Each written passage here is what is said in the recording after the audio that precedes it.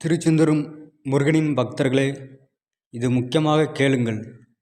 காவடியாட்டம், மயிலாட்டம் அந்த மூடநம்பிக்கை ஐயா ஏற்கவில்லை.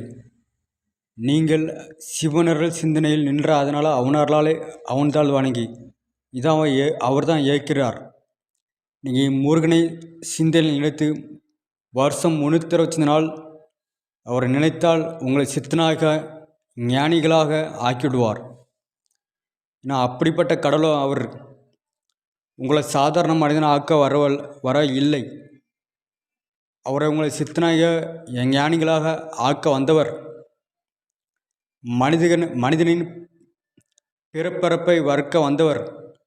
அதனால் அந்த ஒரு நாள் அந்த திருவிழா நாளுக்கு மட்டும் உங்கள் தவ வாழ்க்கையை வாழ வேண்டாம்.